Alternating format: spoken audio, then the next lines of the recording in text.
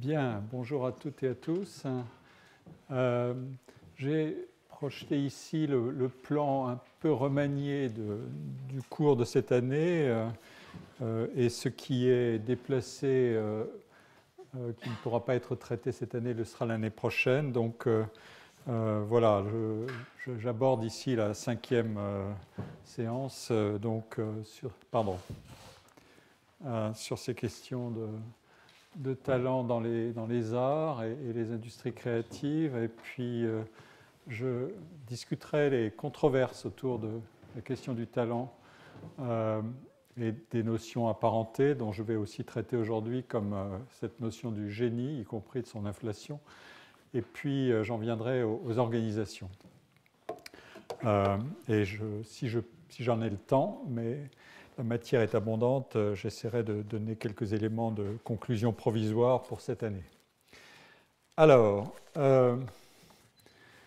quand j'ai exposé la notion de talent, j'ai évoqué de multiples domaines d'application de la notion, notamment du fait de sa plasticité, c'est-à-dire la définition capacitaire du talent.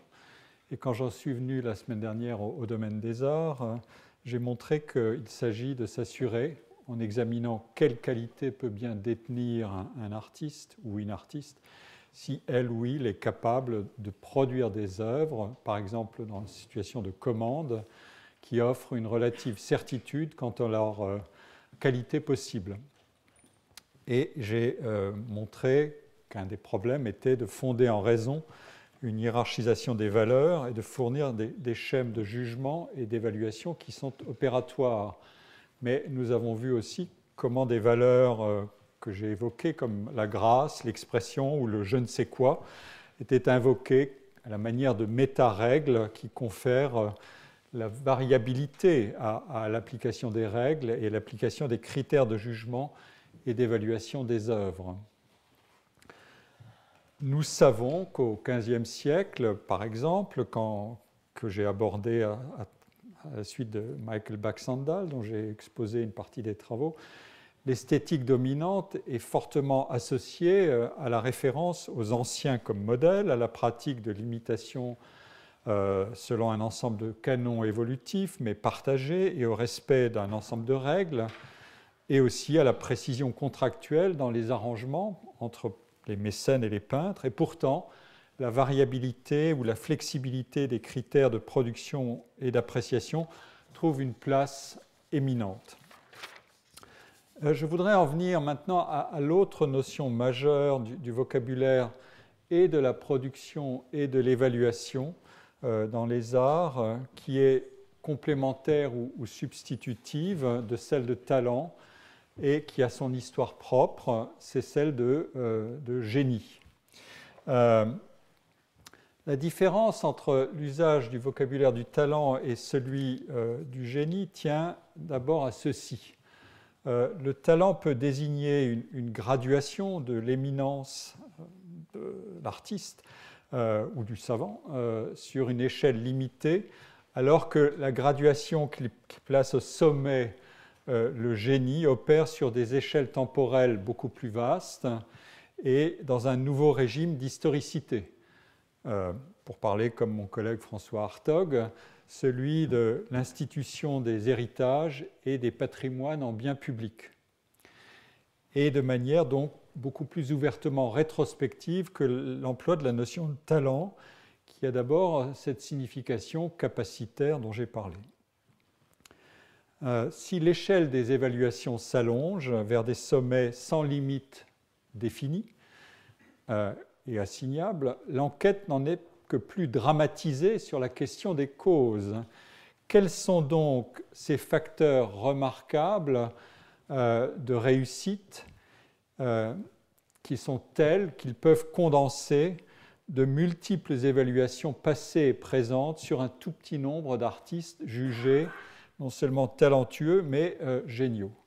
Le problème posé est d'autant plus redoutable que la hiérarchie d'éminence et d'excellence est fondée sur une combinaison de critères dont la spécification est très variable pour chacun des critères pris isolément. Nous l'avons vu la semaine dernière, mais dont la spécification est encore beaucoup plus variable quand il s'agit de supposer les effets des interactions entre ces critères.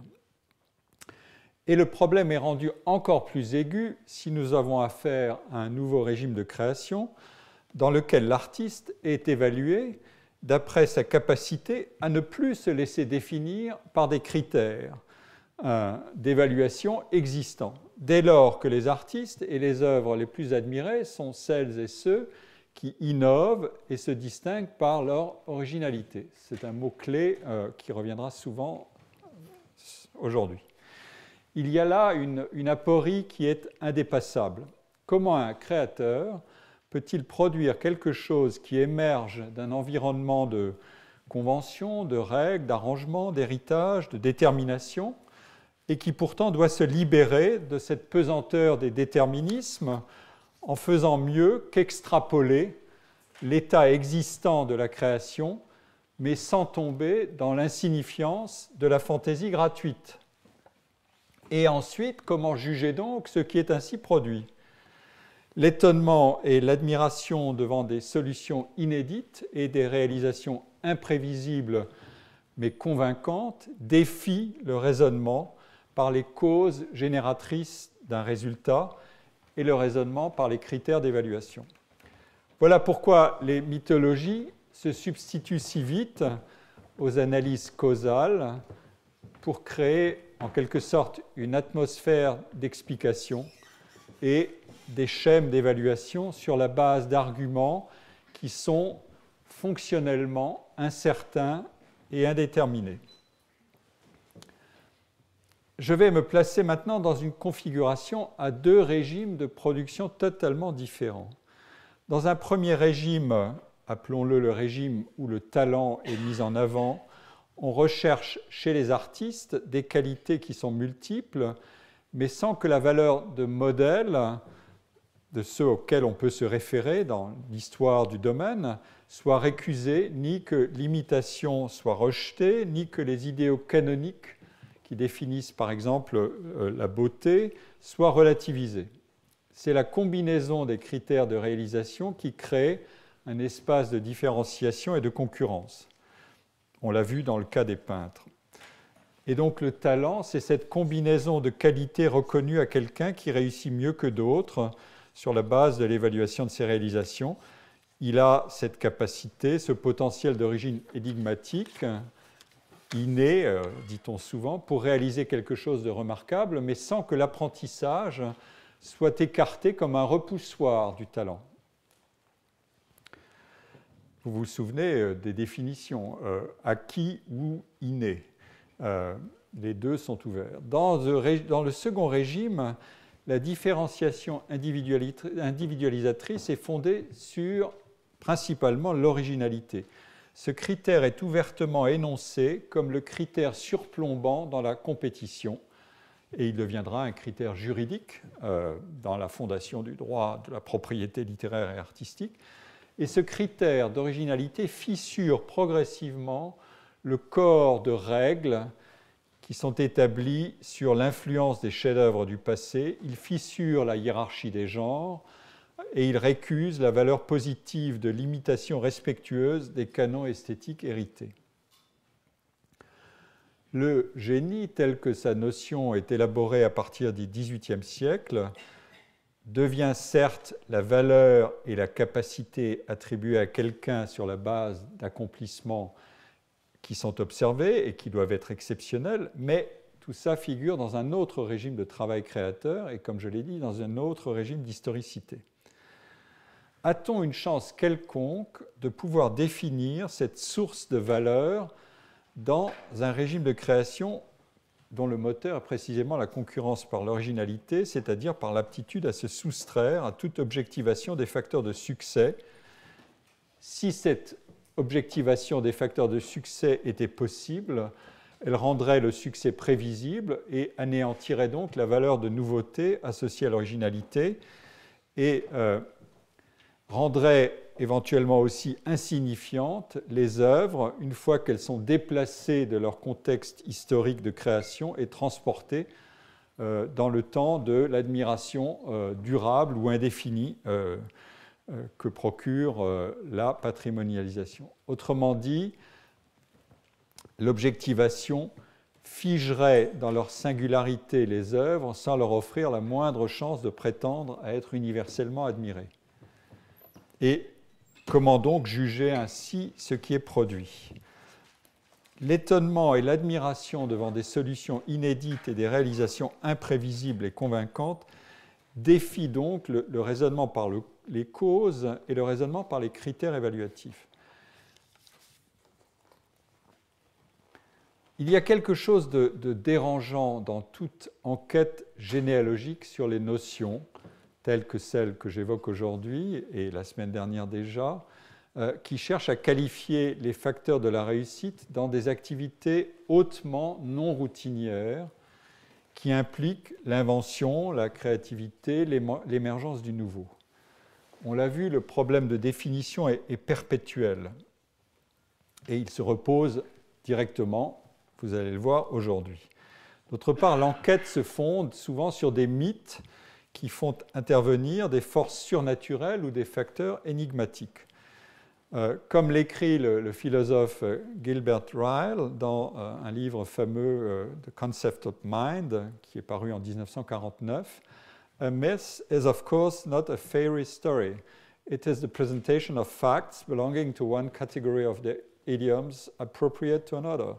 To explode a myth is accordingly not to deny the facts, but to reallocate them. Un mythe n'est bien sûr pas une histoire, un conte de fées, c'est une présentation de faits qui appartiennent à une catégorie dans un idiome ou un langage qui est approprié à un autre. Exploser un mythe, c'est donc non pas nier les faits, mais les réallouer. J'emprunte, j'ai trouvé cette citation dans un ouvrage de Peter Kivy, et je suis allé voir l'ouvrage évidemment de Gilbert Ryle, qui est effectivement hautement intéressant, qui est un grand classique. Peter Kivy a écrit un livre qui s'appelle The Possessor and the Possessed, qui est une contribution à l'histoire du génie, notamment en musique, à partir d'une enquête généalogique sur les conceptions du génie et des études de cas qui étaient consacrées à Handel, à Mozart, à Beethoven. Et Peter Kivy dit, le problème, en commentant cette citation de Gilbert Ryle, le problème dans le cas du génie, c'est que nous ne pouvons pas réallouer les faits qui concernent le génie parce que nous ne savons pas ce qu'est le génie. Or, c'est exactement l'objet de son enquête. Cette indétermination peut être conçue comme une propriété fonctionnelle. Des mots sont mis sur des réalités qui sont épistémologiquement ou peut-être ontologiquement non spécifiables. S'agit-il de nommer des faits ou des réalités non seulement indéterminées mais indéterminables? Ceci nous entraîne évidemment sur la voie de la grande question du déterminisme dans les sciences et dans l'analyse causale. C'est un défi que j'ai évoqué tout à l'heure et maintenant je vais le spécifier un peu mieux en vous exposant les 5 versions possibles de ce qu'on appelle le déterminisme. Il existe, je ferais bien de manier mon... voilà, excusez-moi. Il existe 5 versions possibles du déterminisme. Le déterminisme métaphysique, le voilà. C'est une typologie que j'ai empruntée à un excellent livre de Gerd Gigerenzer, Lauren Daston, Theodore Porter, John Beatty, Lawrence Kruger, qui s'appelle The Empire of Chance, qui est paru en 1989. Le déterminisme métaphysique postule qu'il était nécessaire que tout événement ou tout état de choses considéré à l'instant présent advint. Autrement dit, tout ce qui devait arriver est arrivé. Et qu'il y a symétrie entre passé et futur. Tout événement passé n'a qu'un futur possible. Tout événement futur se révélera comme n'ayant eu qu'un passé possible. C'est ce genre de situation que manie avec délice l'Uchronie ou les contrefactuels qui réinventent l'histoire pour agiter les problèmes de causalité. Et si, qu'est-ce qui se serait passé si? Le déterminisme épistémologique fait référence à notre capacité de prévision et de rétrodiction. Il ajoute donc au déterminisme métaphysique la spécification de ce qu'est notre pouvoir de connaissance. Le déterminisme scientifique spécifie les moyens d'exercer notre pouvoir de précision à l'aide de lois ou de règles générales qui gouvernent le monde des phénomènes observables et qui relèvent de théories scientifiques. La description du monde selon ces lois peut être aussi complète que nous le voulons, pourvu que ces théories spécifient un ensemble de caractéristiques de base de leurs objets, qui déterminent de manière unique toutes les propriétés observables de ces objets, et deux, les lois de manifestation de ces caractéristiques dans le temps.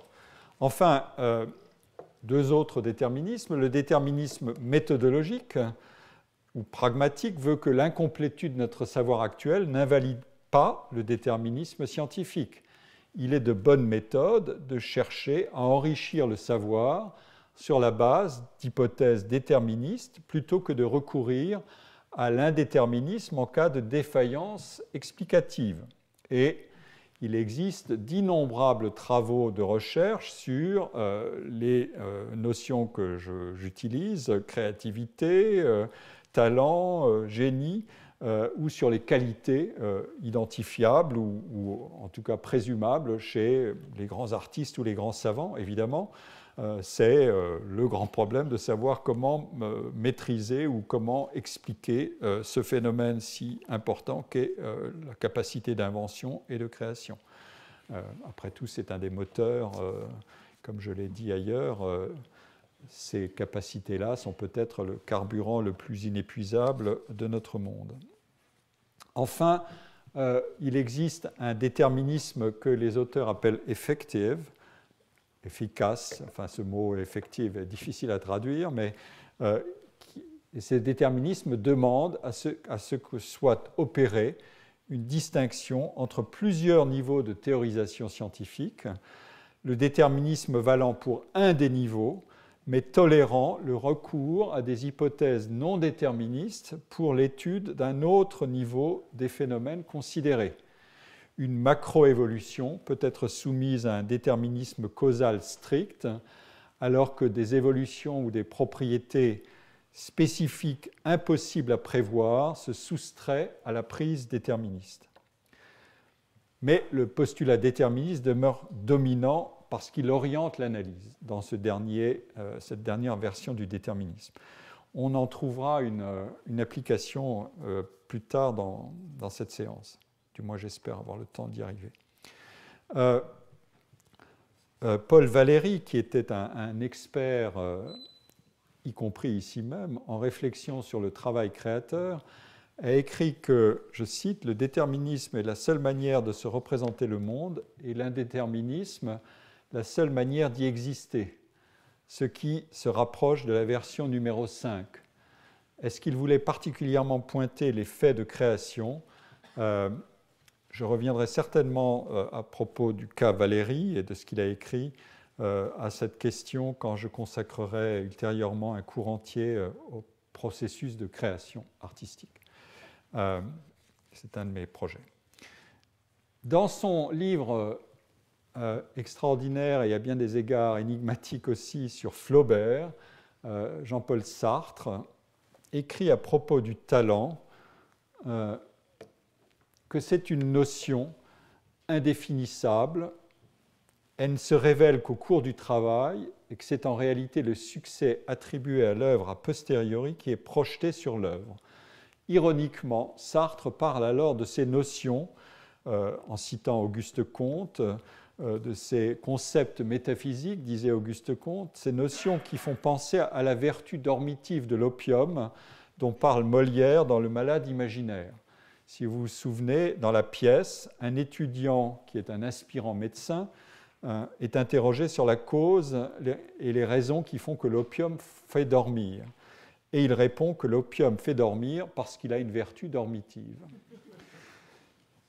Comme l'écrit le philosophe Cyril Michon, qui a écrit sur ces questions, à qui j'emprunte cette citation, le XVIIe siècle a été très friand de telles plaisanteries, auxquelles on doit ajouter par exemple la vertu apéritive de la clé. Apéritive, c'est la capacité d'ouvrir.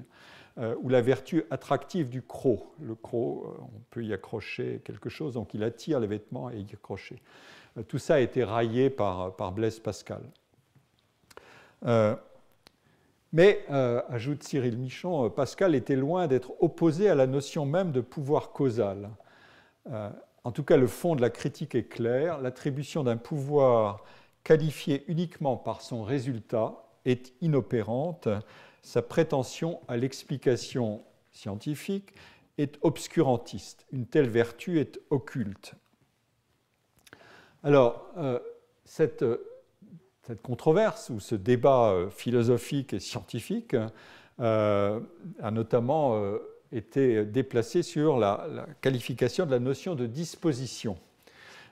Et ça a suscité une abondante littérature en philosophie et au-delà, qui ne permet certainement pas de tenir pour le fin mot de l'affaire la condamnation ironique d'une notion comme celle de talent, par exemple, à partir des plaisanteries sur les vertus dormitives de l'opium.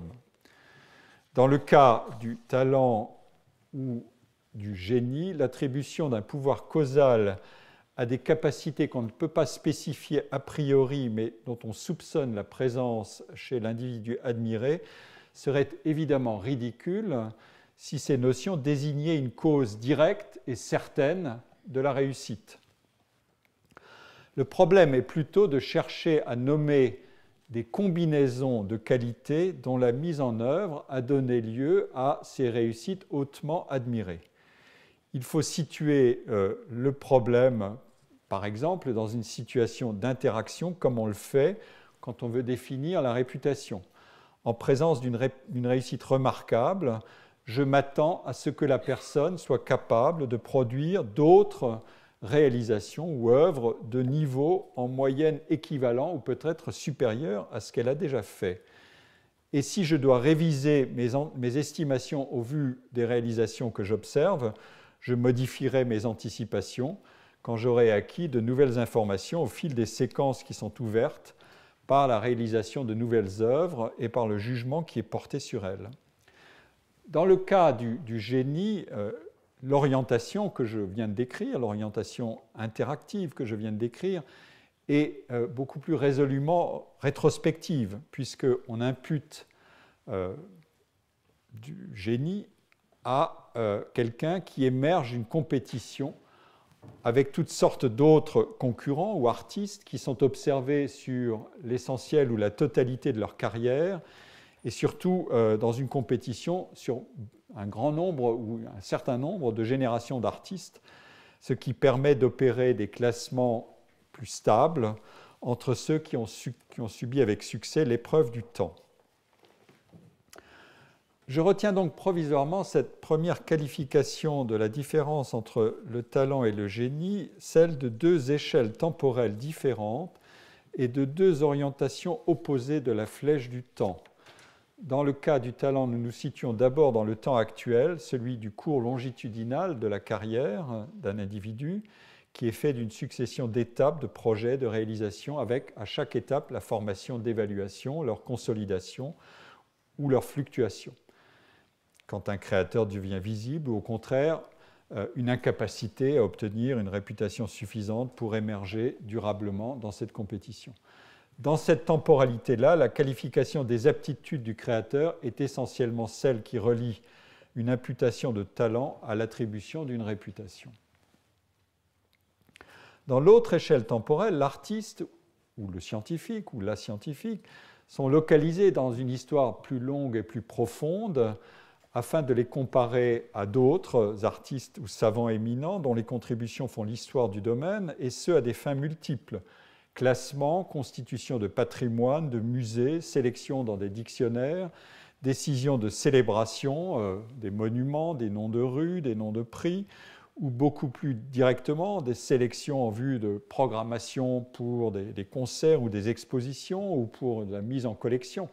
Entrer dans des collections dans des collections d'un musée ou entrer dans une collection éditoriale prestigieuse, par exemple entrer dans la Pléiade, qui peut être un indice, si on veut les rechercher, entrer dans les programmes scolaires, un sujet qui a beaucoup intéressé les sociologues quand il fallait objectiver l'institution de la notoriété, comme on dit, entrer dans le Larousse, mais aussi décision d'incorporer tel artiste ou telle œuvre d'un artiste, par exemple, à un trésor national interdit de sortie.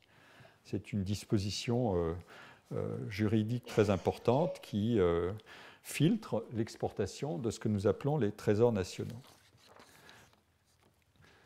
La construction historique des valeurs résulte d'opérations complexes qui emboîtent les séquences temporelles au cours desquelles sont évaluées, réévaluées, consolidées, stabilisées ou déstabilisées les valeurs attribuées aux œuvres et aux artistes. Mais la sémantique qui caractérise les qualités des artistes est, elle, remarquablement parcimonieuse. C'est une échelle ordinale avec quelques graduations simples, mineures, majeures, de premier plan, de second plan, important, significatif, négligeable, original, intéressant. C'est un vocabulaire en réalité très fruste, et même chez les spécialistes. L'échelle s'ouvre vers le haut jusqu'à la qualification du génie à partir du moment où nous avons deux transformations qui se cumulent. Transformation dans la doctrine esthétique qui alimente les schèmes d'évaluation et une transformation faite de changements cumulatifs au XVIIIe siècle, notamment dans la relation avec le passé, avec ce qu'on peut appeler l'institution du passé. Le XVIIIe siècle, c'est le siècle qui a vu l'émergence ou le fort développement des musées d'art public qui présentaient les chefs-d'œuvre des collections des royautés, des empires ou des républiques, qui a vu l'émergence des bibliothèques publiques qui s'étendaient et se hiérarchisaient, qui a vu aussi le monde musical savant consacrer progressivement la formation d'un répertoire d'œuvres de référence sous l'effet de la professionnalisation des interprètes et des orchestres à la fin du XVIIIe siècle et sous l'effet de la formation de public qui allaient fréquenter des salles de plus en plus grandes et dans une économie de marché et de concurrence qui prendra vraiment son essor en musique comme d'ailleurs en littérature au début du XIXe siècle. Et c'est aussi à ce moment-là qu'on va fixer beaucoup plus clairement, notamment en musique, la caractérisation de ce qu'on appelle une œuvre, c'est-à-dire sa stabilité et sa complétude. Auparavant, on pouvait remanier, emprunter, piller, se piller soi-même, recomposer, etc. Il y a là-dessus un livre très passionnant de Lydia Geur qui s'appelle Musée imaginaire de la musique. Il faut bien comprendre ce qui est en jeu ici. La relation avec le passé se transforme sous l'effet de l'institution du passé, mais aussi sous l'effet du déploiement beaucoup plus vaste de l'espace de choix qui est ouvert aux créateurs, du fait d'une connaissance beaucoup plus directe du passé de leur art. Le grand historien Francis Haskell a montré comment à la fois les pratiques artistiques et le goût variaient beaucoup dès lors que tout simplement les œuvres devenaient accessibles et n'étaient plus enfermées dans des collections privées de grands mécènes ou de souverains ou de princes. Et donc, il y a un déploiement beaucoup plus vaste de l'espace de choix ouvert aux artistes, du fait de cette connaissance plus directe et du fait d'une pression aussi plus grande à organiser l'activité sur un double front concurrentiel. Les artistes rivalisent entre eux, contemporains, mais de plus en plus, ils rivalisent directement, eux, contemporains, avec les artistes du passé qui deviennent des références admirables ou dépassables, pas seulement pour eux, mais pour un public qui est de plus en plus large, qui a appris à les découvrir et qui a appris à construire ses schèmes de jugement sur cet art qui leur est donné à connaître. Et donc les artistes doivent se détacher par leur degré d'originalité de ce passé à dépasser et non plus le conserver de manière révérencieuse.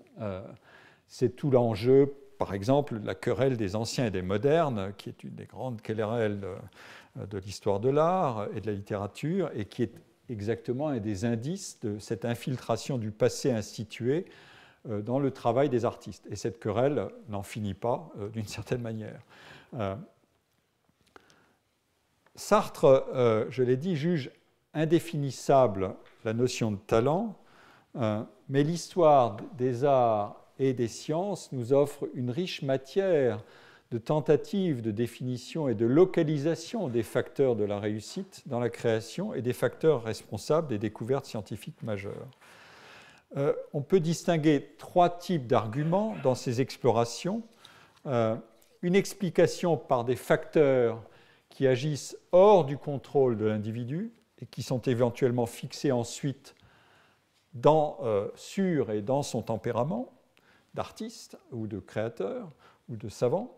Une explication par la dotation individuelle en aptitude qui est la cause originelle d'un écart de performance, mais qui demande à être développé sous le contrôle de l'individu.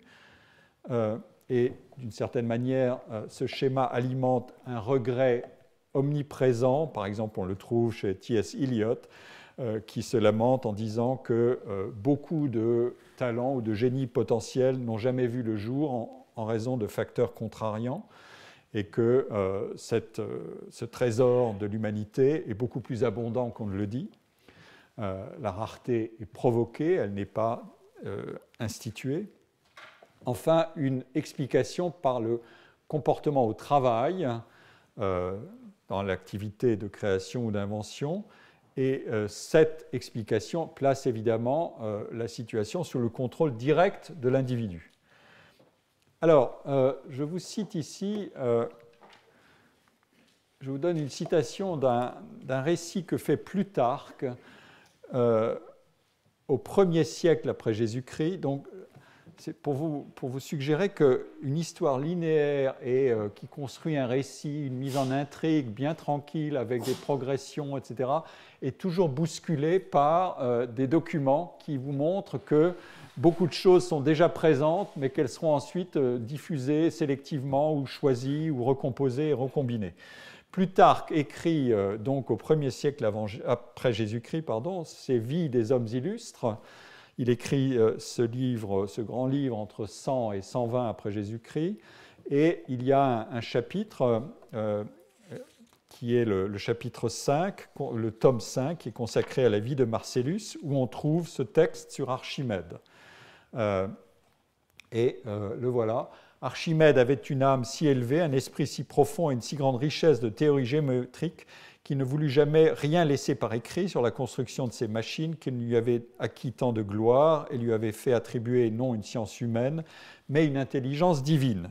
Premier trait intéressant, c'est la divinité.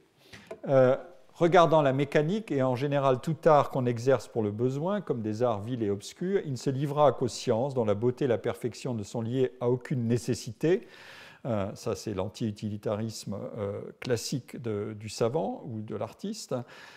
Il ne peut pas se laisser guider par des fins directes, sinon il ne crée pas, et avec lesquelles toutes les autres ne sauraient entrer en comparaison. Dans les premières, la démonstration dispute de prix avec le sujet. L'un donne la grandeur et la beauté, l'autre opère la conviction et donne une force merveilleuse. Dans toute la géométrie, on ne trouverait pas de questions plus difficiles et plus profondes exposées en termes plus simples et par des principes plus clairs que celles qu'Archimède a traitées.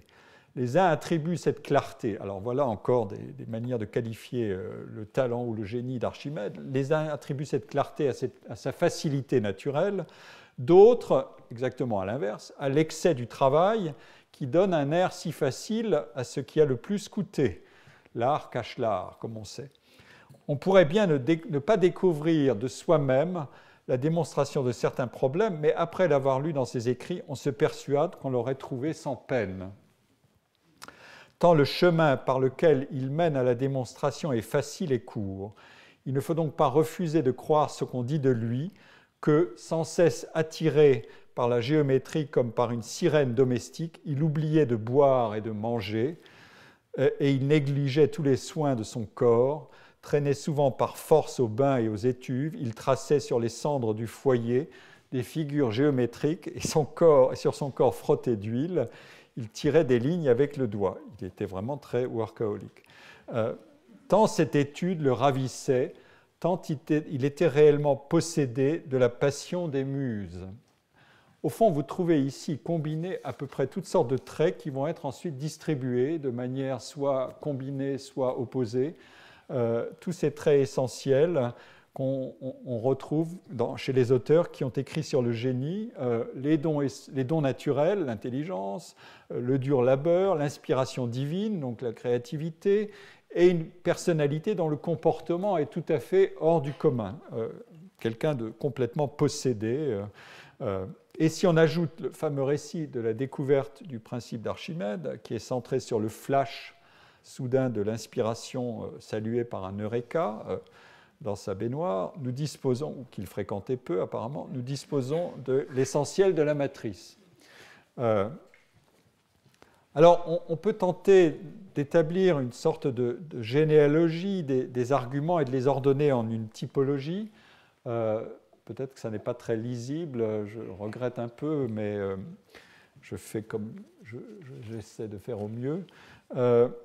Et je l'ai construite à partir d'une sélection de lectures. J'ai cité déjà des travaux comme ceux de Peter Kevin, mais aussi des historiens comme Wittcover ou Darin McMahon, auteur d'un livre récent qui s'appelle Divine Fury, et qui est consacré à l'histoire du génie.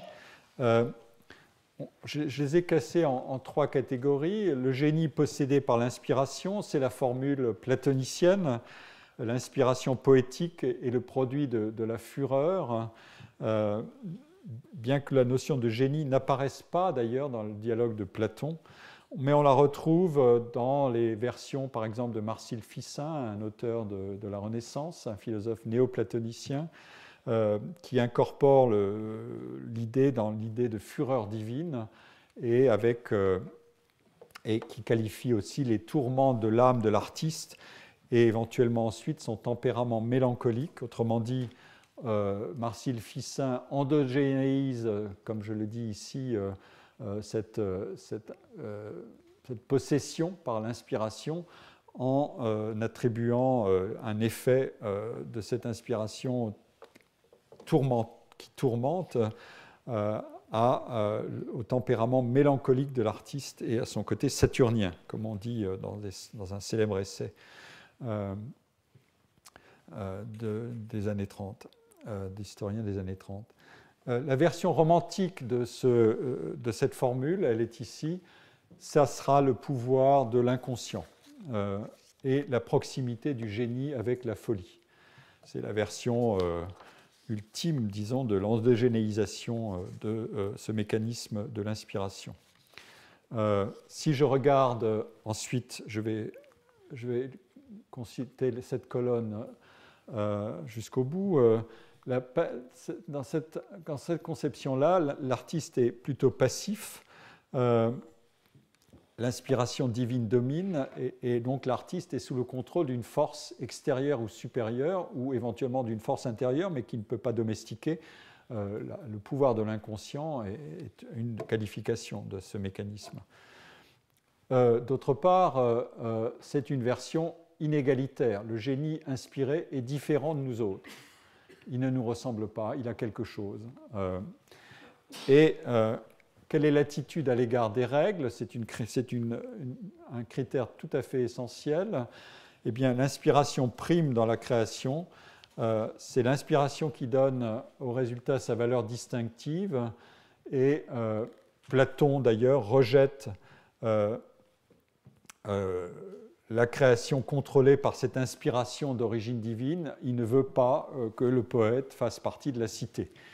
Il ne rejette pas l'idée que c'est une création inspirée par Dieu, mais il pense que quelqu'un qui est inspiré de cette manière-là n'appartient pas à la cité.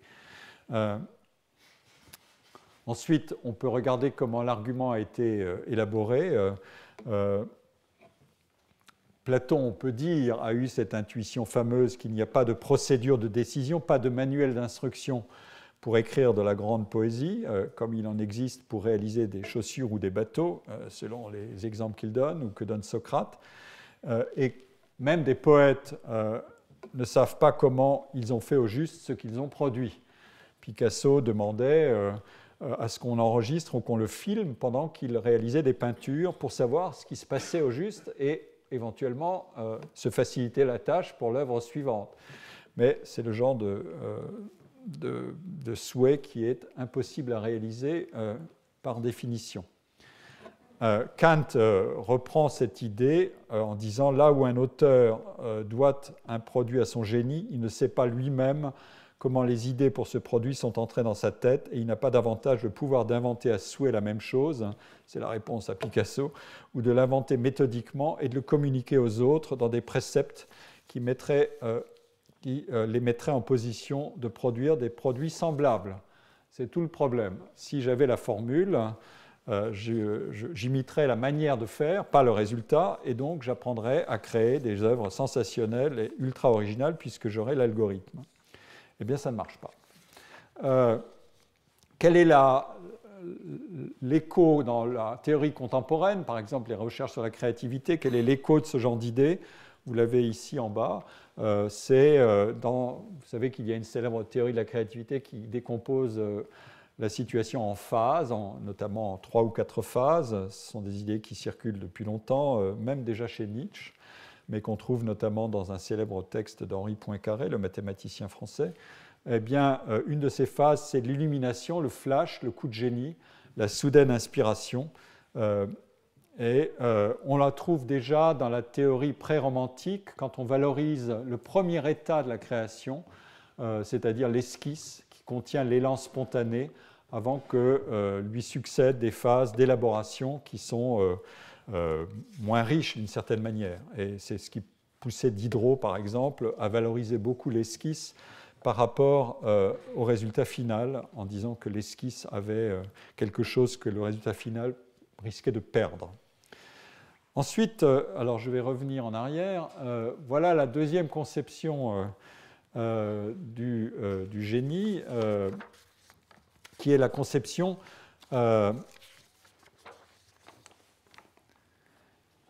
du génie possesseur de dons et de dispositions naturelles. Elle nous vient notamment d'un célèbre texte de Longin sur un traité du sublime. Le pouvoir de parvenir au sublime, c'est le pouvoir de dépasser les règles de la beauté. Et l'idée fait jouer l'étymologie.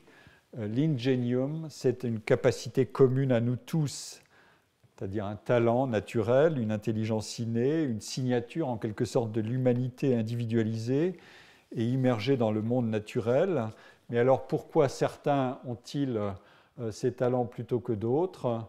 Eh bien, l'explication naturalisante, c'est une capacité d'invention qui est une distribution de loterie, de dotations qui sont inégalement réparties et qui doivent être exploitées par les individus. Le don, comme on l'a vu dans les analyses sur le talent, est une version de la grâce. Ensuite, regardons un peu comment la notion peut être caractérisée. Ici, nous avons affaire à un artiste actif. L'artiste est détenteur de pouvoirs qui lui permettent de créer, mais qu'il doit consciemment mettre en œuvre. Le génie de type longinien a des dons. Ensuite, si on regarde si c'est une solution égalitaire ou inégalitaire, voilà. Le génie a des dons que nous n'avons pas. L'artiste génial est un alter deus, donc c'est une solution totalement inégalitaire. Quelle est l'attitude à l'égard des règles? Eh bien, le génie est défini par sa distance à l'égard des règles, par son caractère librement naturel. Il n'est pas appris, pas contrôlé par l'application de règles. Comment est-ce que l'argument a été élaboré? On trouve notamment en 1711 un célèbre court essai de John Addison sur le génie, sur l'imagination, et le génie original naturel est infiniment supérieur au génie qui suit des règles. Puis un texte de Burke en 1757. Les Anglais sont très, je vais y revenir, mais les Anglais sont très en pointe sur ces questions-là, notamment à travers l'ébranlement qu'a constitué la production shakespearienne, comme quoi l'histoire peut pivoter sur la base de grands créateurs, justement, qui obligent à remanier toutes les doctrines esthétiques. Burke, en 1757, écrit que le domaine du génie, c'est le sublime qui dépasse toutes les règles, le puissant, le grand, le sombre, l'obscur, le terrible. Vous trouverez beaucoup de résonance de tout ça aussi dans le romantisme, alors que le beau est associé à l'harmonie et à la proportion. Et Edward Young, l'auteur d'un célèbre de conjecture sur la composition originale, un ouvrage considérablement influent, écrit en 1759, écrit que l'artiste qui imite a besoin de manufacturer un produit, autrement dit de fabriquer. Il recourt donc au travail, alors que l'artiste génial ne se sert pas de son travail. Il doit simplement reconnaître ce qu'il possède et appliquer cette force créatrice de manière consciente, en ayant une grande liberté à l'égard des règles et une liberté de briser les règles. Cette idée sera reprise de bien des manières, par exemple chez un auteur comme Alexander Gerard. Enfin, la dernière version, elle est plus brève. C'est la version qui correspond à une partie de la description de Plutarque sur Archimède, mais vous voyez que dans le texte sur Archimède, on trouvait toutes ces valeurs combinées presque. C'est le génie travailleur obsessionnel, le génie workaholic. Peter Kevy le trouve, par exemple, dans les biographies consacrées à Haydn ou à Bach, plus encore à Jean-Sébastien Bach, qui, comme vous le savez, écrivait des cantates toutes les semaines, et pas seulement, et qui était aussi professeur de latin, qui enseignait, qui administrait son ensemble musical, etc., etc., et qui a livré plus de 1000 œuvres. Moins que Telemann, qui en a fait plus de 6000, mais d'un autre calibre. Keynes a consacré, le célèbre économiste, a consacré un essai à Newton. Et typiquement, ce qu'il retient de Newton, c'est notamment le travail acharné et le pouvoir considérable de concentration qu'avait Newton pendant de très longues heures, et c'est même ce que Newton disait lui-même. Michel-Ange, vu par Vasari, c'est ici, c'est un travailleur obsessionnel, peu sociable, indifférent à son hygiène, lui aussi, insatisfait quand son imagination allait au-delà de ses capacités d'expression, qui en quelque sorte exprimaient les limites du travail des mains. Son cerveau allait plus vite que ses mains, c'est comme ce qu'on a pu dire de Mozart dans une certaine mythologie. Et un artiste enclin, comme Léonard de Vinci, du moins d'après ce que dit Vasari, au désordre du perfectionnisme, c'est-à-dire l'inachèvement, la multiplication des essais et des erreurs et les tourments de l'insatisfaction, qui sont typiquement des aliments d'une figure qui sera ensuite romantisable du génie. Si on va vers les caractérisations en termes d'activité ou de passivité, évidemment, on a là une formule du travailleur qui est l'anti-théorie romantique, du moins d'un certain romantisme. Ça n'est plus une formule inégalitaire, c'est une formule égalitaire. Le génie travailleur obsessionnel a ce que nous avons tous, c'est-à-dire la capacité de travailler et de nous concentrer. Simplement, il a un degré supérieur. Donc, ça n'est plus une différence de nature, c'est une différence de degré. Ensuite, à l'égard des règles, les règles sont un soutien dans l'élaboration, mais l'invention les dépasse par le travail acharné qui résout des problèmes inédits. Est-ce qu'il y a un écho dans les travaux contemporains? On peut dire que ce comportement correspond à cette phase qu'on décrit dans les mécanismes de la création ou de l'invention, qui est la phase d'accumulation et de rumination. Il faut pouvoir avoir travaillé beaucoup sur un problème et avoir absorbé beaucoup de connaissances pour chercher à le résoudre. Et ensuite, une fois qu'éventuellement on a eu un flash d'inspiration, il faut passer aussi beaucoup de temps à vérifier que cette inspiration n'était pas une absurdité, mais qu'elle avait du sens. Et les mécanismes sont évidemment en loop, enfin en feedback, en boucle, parce que vous y revenez, vous y revenez, vous y revenez quand une solution n'a pas marché. Voilà l'exercice de typologie. Alors, il est très important, une fois qu'on a mis au point ce genre de typologie qui mélange des temporalités différentes, des auteurs différents, des influences différentes, vous voyez bien à quoi ressemble une typologie ainsi construite. Elle peut être en quelque sorte assez chaotique, mais elle fait appel à un répertoire de notions et de thèmes qui sont diversement récurrents. Et dans la citation d'Archimède, on pouvait déjà trouver un certain nombre, sur Archimède, on pouvait déjà trouver un certain nombre de ces thèmes. Alors, il est important de loger, de déceler où peut être logée la variabilité historique, c'est-à-dire les fluctuations de doctrine et de constat qui s'appuient sur ce genre de notions. En fait, la variabilité et les fluctuations se logent beaucoup moins dans le débat mythologique sur l'origine divine de l'inspiration ou sur les forces surnaturelles ou externes, et la variabilité ne se loge pas non plus dans l'argument de la distribution inégale des dons, qui à certains égards peut s'apparenter à une description presque tautologique des résultats des évaluations. Les meilleurs devaient donc disposer de dons spéciaux. C'est évidemment un souci si on s'en tient là. Mais la variabilité est logée d'abord dans l'analyse des manières de travailler et dans l'observation des manières de travailler, dans le comportement au travail, dans l'organisation de l'activité, dans son degré d'individualisation, dans la qualification des actes de travail et leurs résultats. C'est à partir de ce lieu de variabilité qu'on peut définir toutes sortes de variables agissantes que sont par exemple la constitution des discours esthétiques, la production d'histoires des disciplines, l'évolution des critères de jugement, puisque tout ça c'est le travail de tout un ensemble de personnel artistique ou para-artistique, et l'élaboration de langages critiques qui soutiennent l'évaluation, les opérations d'évaluation des artistes et qui arbitrent des concurrences entre artistes, entre styles, entre écoles, et qui peuvent donc devenir des variables extrêmement agissantes dans les controverses sur l'origine de l'excellence artistique.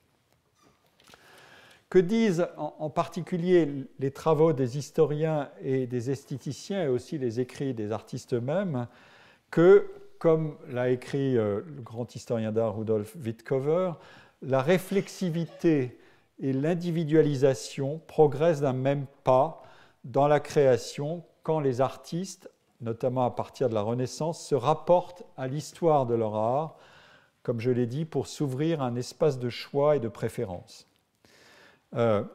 Autrement dit, pour travailler autrement. Il y a une citation ici de l'architecte Filaret de 1460 qui dit « Je demande à tous d'abandonner le style moderne, c'est-à-dire à l'époque l'art gothique, de refuser les conseils des maîtres qui recommandent de travailler dans ce style, et je loue ceux qui suivent l'exemple des anciens, tel Brunelleschi, qui a fait revivre à Florence l'ancienne manière de construire. » Donc, en déployant une histoire d'un domaine, on se dote de connaissances et d'arguments pour justifier des choix, mais aussi pour opérer des changements dans son travail. Les artistes, notamment à partir de la Renaissance, pouvaient changer de manière de travailler et modifier leur style et leur choix esthétique assez souvent. Et il y a de fameuses enquêtes dès l'époque en question sur qu'est-ce qui s'est passé dans le travail de Raphaël. Est-ce qu'il y a un ou plusieurs Raphaël? L'attitude à l'égard de la formation au métier se modifie corrélativement. Par exemple, sur la question de savoir si un apprenti artiste devait se former en se guidant sur un grand exemple, par exemple l'exemple de Léonard de Vinci, ou au contraire multiplier les sources d'inspiration. C'est l'idée qu'a Cennino Cennini, un sculpteur. On recommanda, à partir de Vasari et jusqu'au XVIIIe siècle, on recommanda aussi, pour se former, la méthode de l'emprunt sélectif, comme bon guide pour se doter d'un style de travail et augmenter la qualité de sa production. Et donc, si l'argument est celui d'une plus grande variété de comportements sur la base d'une connaissance plus large des espaces de possibilités, il faut donc se garder de figer cette variété en une hypothèse évolutionniste qui conduirait à des degrés irrésistiblement croissants d'individualisation des styles personnels de travail et de création. En réalité, on a affaire non pas à un schéma linéaire, mais plutôt, pour parler comme Max Weber, à des cycles ou à des alternances entre des périodes d'émancipation charismatique des artistes et des périodes de routinisation de leurs pratiques créatrices. On discerne par exemple dès l'Antiquité grecque une hiérarchie explicite entre l'artiste créateur et individuel et l'artisan anonyme, avec de multiples traits de hiérarchisation statutaire. Mais l'histoire de la Rome tardive et du Moyen-Âge est celle où l'organisation artisanale domine le système d'activité, et pourtant il y a aussi des signes d'individualisation du travail des bâtisseurs de cathédrales ou des sculpteurs présents sur ces chantiers, puisqu'ils ont pu signer leurs œuvres à ce moment-là. Je ne peux pas évidemment détailler beaucoup plus ce rapide survol des éléments de variabilité dans les systèmes de travail et d'organisation, mais on voit bien que les changements commencent à se cumuler à la Renaissance. Le pouvoir de contrôle des corporations dans les villes a ses limites, les carrières des grandes individualités artistiques dans les cours et au service des puissants, c'est-à-dire les princes, les marchands, le pape, le clergé, sont fortement différenciées et soustraites à l'emprise des corporations. L'artiste, du moins les artistes, ceux qui atteignent de hauts niveaux de réputation, portent, comme on sait en sociologie des professions, la revendication d'intellectualisation du rôle de créateur pour se séparer, pour que l'élite se sépare de ce qui la rapproche trop du travail manuel de l'artisan. Le grand artiste devient donc un homme de pensée et de science. Lisez là-dessus le texte, les analyses magnifiques de Ernst Cassirer sur Léonard de Vinci. Et cette intellectualisation du rôle s'accompagne de la production d'une littérature historique, théorique et philosophique qui fonde en raison, en quelque sorte, l'émancipation intellectuelle de l'artiste et qui justifie cette hiérarchie artiste-artisan. La personnalité même de l'artiste, qui est éventuellement indocile, fougueux, rebelle, devient une variable active de l'individualisation du travail créateur. Et parmi ces traits figure effectivement le workaholisme, l'obsession pour le travail, mais pour un travail qui n'est pas routinisé. Le grand artiste tel qu'il nous est connu, en tout cas par des biographies qui lui sont consacrées, et qui attestent d'ailleurs en elles-mêmes d'une consécration du charisme créateur, le grand artiste peut avoir aussi ses périodes de doute, d'inactivité, de méditation, d'abandon, le non finito, mais qui n'est pas disqualifiant, des périodes de remords sur des erreurs ou sur des impasses. Et donc, l'idiosyncrasie des façons de travailler et des façons de se comporter est d'autant plus probable qu'on s'élève dans la hiérarchie des artistes. En tout cas, à travers les témoignages qu'on en obtient et qui sont évidemment sélectifs, puisqu'ils sont indexés sur la hiérarchie des artistes. Toutes les analyses qui portent sur l'organisation professionnelle des artistes et sur les tendances centrales du comportement des artistes sont évidemment exposées au démenti des contre-exemples. Dès que les études de cas qui portent sur les artistes les plus réputés insistent sur les traits inhabituels et sur le hors-limite. C'est ainsi que Léonard de Vinci ou Michel-Ange sont célébrés par leurs contemporains précisément pour leur capacité à se libérer de toute limite, à se libérer des freins de limitation, ce qui fait d'eux les vrais dépositaires d'un don divin, autrement dit d'une capacité de faire émerger de la réalité soumise aux lois naturelles, celle de la physique et celle de la biologie du vivant, que Léonard de Vinci a par ailleurs très bien étudié, quelque chose qui n'en est plus la simple extrapolation explicable à partir de l'application de règles et de préceptes. Mais au XVIIe siècle, les organisations académiques imposent une autre relation entre l'artiste et son environnement, par exemple à travers la question de la relation entre l'enseignement et la pratique de création. Et le charisme des grands artistes ne se mesure plus du tout à leur génie fougueux, mais à leur comportement individuel au sein d'organisations professionnelles, les académies, qui établissent la hiérarchie des valeurs et la sélectivité des appartenances. Et pourtant, même à ce moment-là, nous l'avons vu avec les écrits de Félibien ou de Roger de Pile que j'ai cités, l'excellence se rapporte toujours à une capacité d'invention et à de nouvelles stratégies de création qui sont admirées pour leur caractère exemplaire précisément parce qu'elles ont quelque chose d'indéterminable, ce fameux je ne sais quoi. On peut donner de toutes ces transformations une conception assez efficace, même si elle volontairement simplifie la situation. C'est celle que j'emprunte à Raymond de Moulin dans un essai de 1983, un article, L'artisan au professionnel, l'artiste. Elle écrit « Aucun des modes de professionnalisation de l'artiste n'épuise à un moment donné l'ensemble de la population artistique qui se livre à la pratique artistique, dans la mesure même où le mode de professionnalisation est à chaque époque un des enjeux majeurs de la concurrence entre les artistes pour la reconnaissance sociale et pour les moyens d'existence. » On peut dire, au prix d'une schématisation excessive et mutilante, que notre héritage nous lègue 3 images sociales de l'artiste: l'artisan, homme de métier; l'académicien, homme de métier et de savoir; l'artiste créateur, Dieu libre. Les 2 premières images sont associées à des modes de professionnalisation.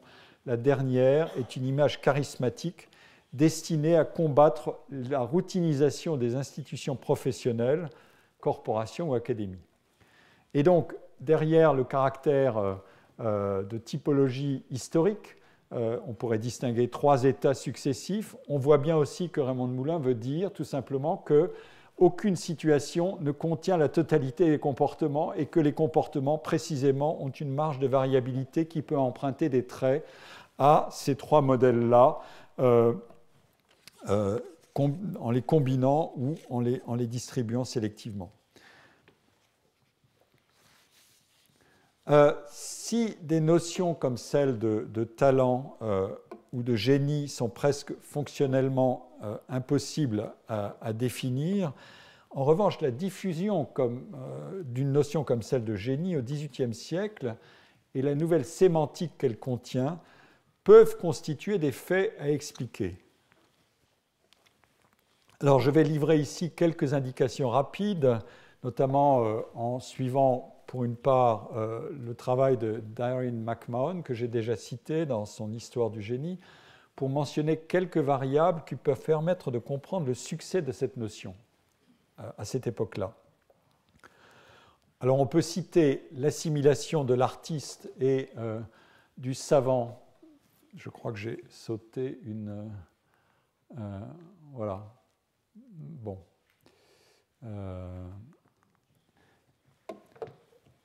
On peut citer l'assimilation de l'artiste, du savant et de l'homme de lettres à des héros de la bourgeoisie montante en tant que symbole d'un individualisme libre et émancipateur contre l'ordre social existant.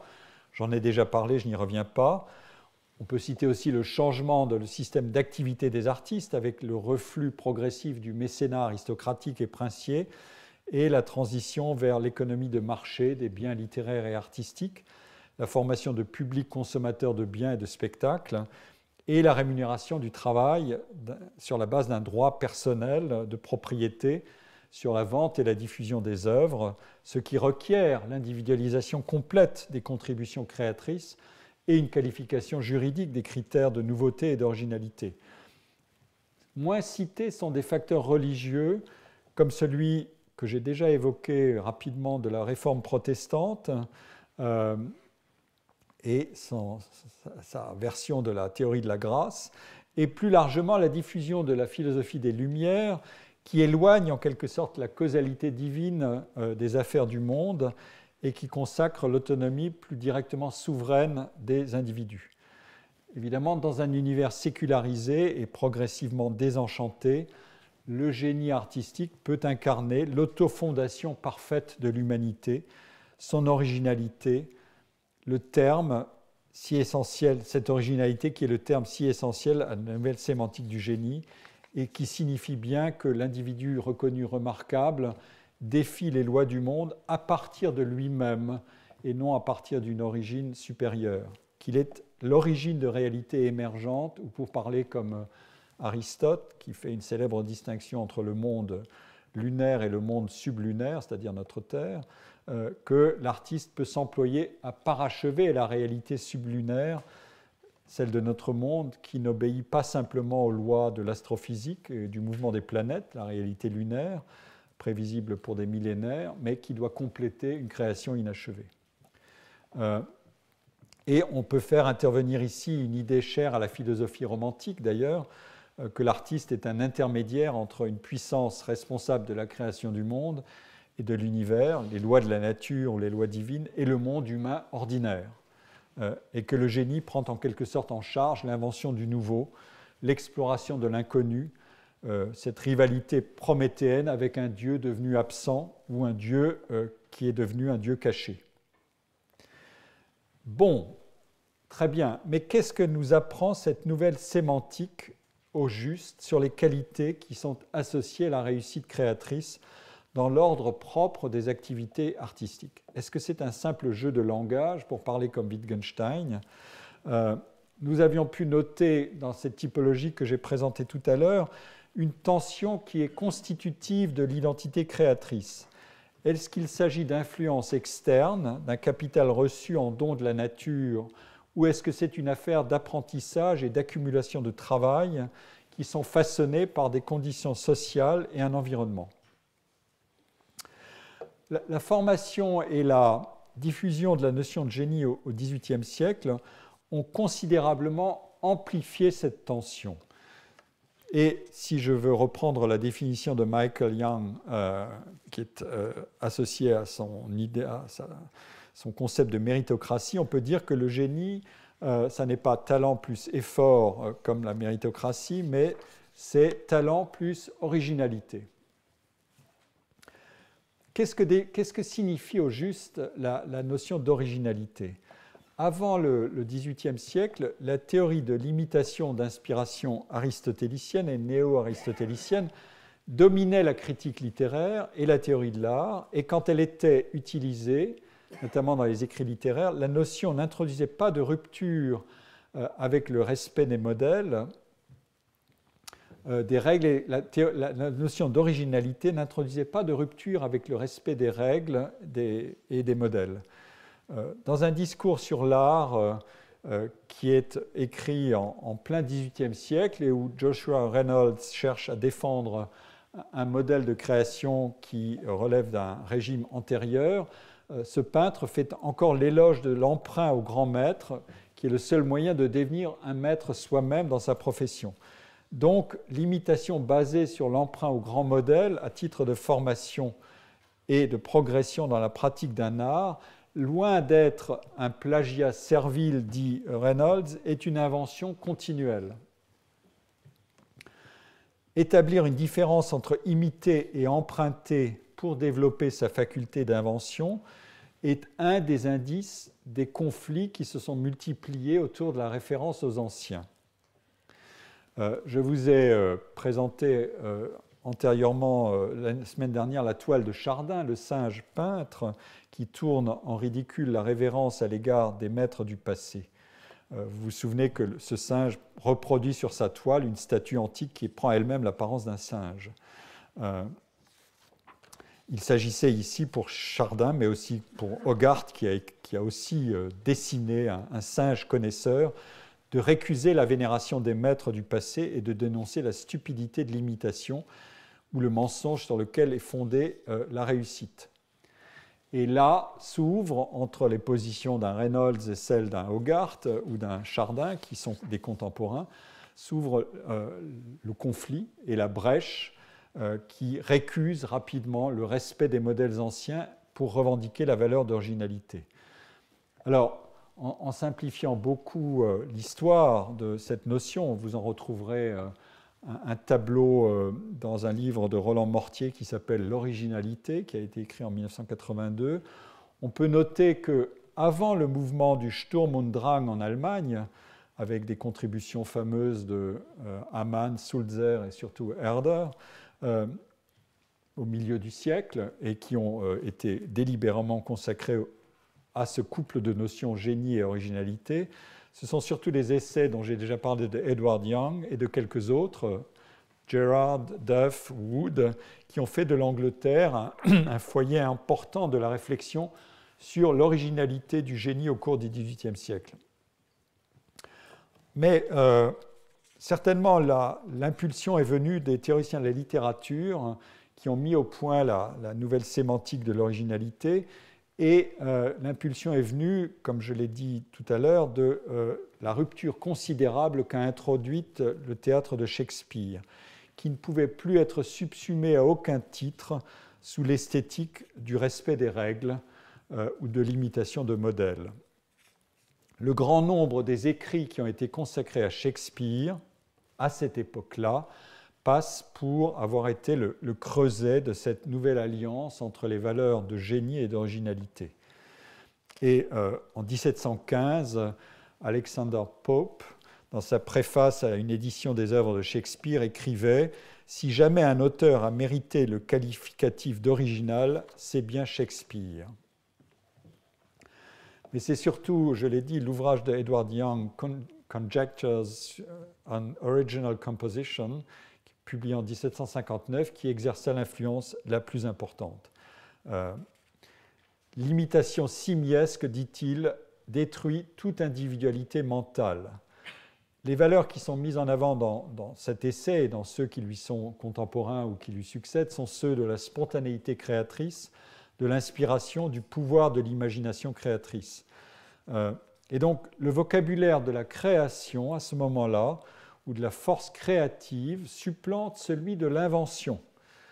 L'invention est un mot, dans le contexte des arts, pas dans celui de la science, qui appartenait à la théorie de l'art et de la littérature depuis la Renaissance, et qui empruntait d'ailleurs aux catégories aristotéliciennes de la rhétorique pour désigner une phase initiale qui est suivie de phases comme celle de la disposition, puis de l'élaboration.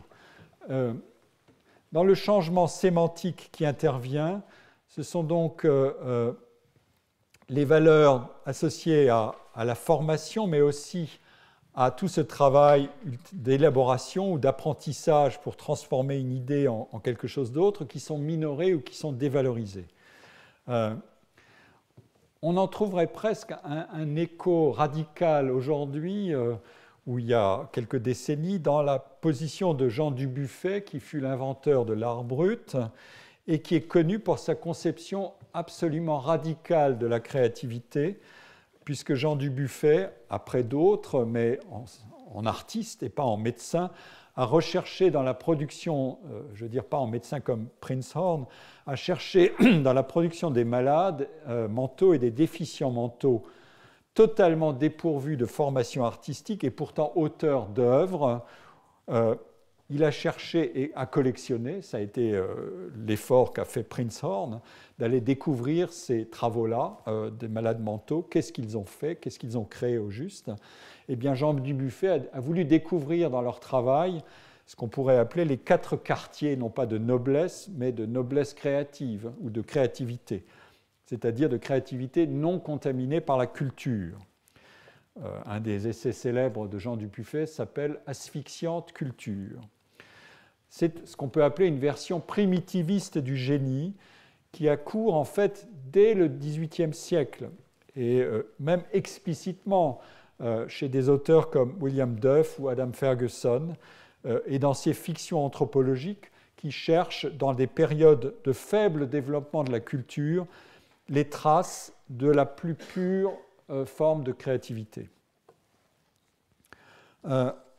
Ces conceptions des facteurs responsables de la réussite artistique ou littéraire, ou à certains égards scientifiques, exceptionnelles, sont centrées, je l'ai déjà mentionné, sur un problème d'indéterminisme causal.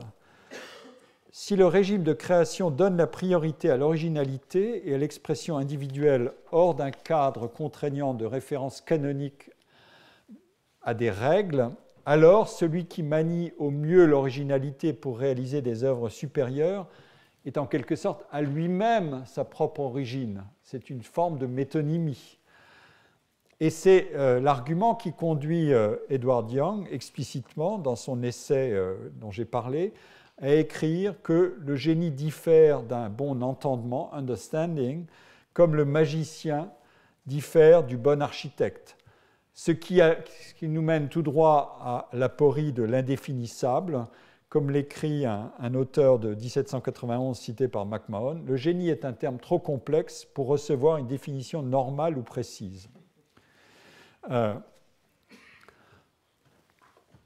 On peut évidemment aisément comprendre pourquoi une pensée rationaliste, qui se développe considérablement au XVIIe et plus encore au XVIIIe siècle, peut se défier de la violation du déterminisme causal contenu dans la théorie du génie original. Et c'est pourquoi une conception alternative a été avancée au cours de ce même siècle, XVIIIe, mais cette conception n'a pas réussi à s'imposer. C'est ce que je pourrais appeler, comme je l'ai fait dans le cas de l'argument du talent, on pourrait appeler ça une version inclusive du génie. Au lieu de rester dans le flou, puisque le génie est une notion floue, mieux vaut recourir, dit cet argument, aux outils de la science et de la raison. C'est ce que pensent Hobbes, Locke ou plus tard William Sharp, qui est l'auteur d'une Dissertation upon Genius, qui date de 1755. Et du côté français, les philosophes Helvétius et Condillac, qui sont des philosophes du XVIIIe siècle. Et quel est l'argument? L'argument est que l'individu se construit progressivement et que rien ne permet d'établir des différences initiales radicalement séparatrices qui conféreraient à quelques-uns le génie ou le talent dès leur naissance. Helvétius intitule le troisième discours, ou la troisième partie de son livre « De l'esprit », si l'esprit doit être considéré comme un don de la nature ou comme un effet de l'éducation. Il pose la question. Il examine successivement si l'éducation ou des facultés telles que l'étendue de la mémoire ou la plus ou moins grande capacité d'attention et de concentration sont responsables des différences de réussite individuelle. Puisque des différences de réussite sont observées, il faut les imputer aux variations dans l'allocation de ces facteurs. L'éducation n'est pas un bien universellement accessible, il peut être donc les différences d'éducation peuvent être responsables de ces écarts. La mémoire et l'attention sont diversement et sélectivement mobilisées en fonction des préférences des individus. Là aussi, ça peut être des sources de différenciation.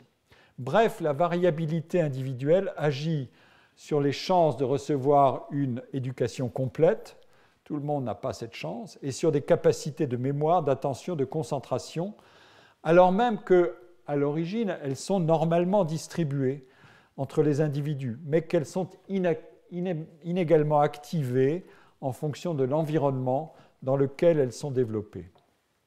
Enfin et surtout, dans ses écrits d'Helvétius ou de Condillac, un thème établit le lien entre une conception égalitaire des dispositions et l'explication des réussites exceptionnelles. Plutôt que de les attribuer à des qualités personnelles, il faut faire parler l'étymologie, selon laquelle génie dérive, comme je cite ici Helvétius, de geniere, genio, j'enfante, je produis. Il suppose toujours de l'invention, Helvétius tient à ce mot, et cette qualité est la seule qui appartienne à tous les génies différents. Or, l'invention, de quoi procède-t-elle? Eh bien, dit le philosophe, de deux facteurs, le hasard des intuitions, des rapprochements heureux d'idées, des rapports nouveaux aperçus entre certains objets. Ça, c'est une conception typiquement associationniste qui est issue de la philosophie des empiristes anglais tels que Locke. Mais l'invention procède aussi de la longue transmission générationnelle des pratiques, soit de science, soit de création artistique. vous avez ici une citation de Helvétius qui est tirée du discours numéro 4 des différents noms donnés à l'esprit, chapitre 1 du génie. Et Helvétius écrit, comme vous pouvez le lire, mieux cette fois-ci, il faut observer que tout inventeur dans un art ou une science qu'il tire pour ainsi dire du berceau est toujours surpassé par l'homme d'esprit qui le suit dans la même carrière et ce second par un troisième et ainsi de suite jusqu'à ce que cet art ait fait un certain progrès. Et en est-on au point où ce même art peut recevoir le dernier degré de perfection, ou du moins le degré nécessaire pour en constater la perfection chez un peuple, alors celui qui la lui donne obtient le titre de génie sans avoir quelquefois avancé cet art dans une proportion plus grande que ne l'ont fait ceux qui l'ont précédé. Il ne suffit donc pas d'avoir du génie pour en avoir le titre, comme tout ça est joliment écrit. Depuis les tragédies de la Passion jusqu'aux poètes Hardy et Rotrou, on a bien oublié, l'histoire est cruelle, et jusqu'à la Marianne de Tristan, le théâtre français acquiert successivement une infinité de degrés de perfection. Corneille naît dans un moment où la perfection qu'il ajoute à cet art doit faire époque. Corneille est un génie. En ce sens. Je ne prétends nullement par cette observation, évidemment c'est la prétérition, diminuer la gloire de ce grand poète, mais prouver seulement, c'est fait, mais prouver seulement que la loi de continuité est toujours exactement observée, qu'il n'y a point de sot dans la nature. Ainsi aussi peut-on appliquer aux sciences l'observation faite sur l'art dramatique. On voit bien en fait que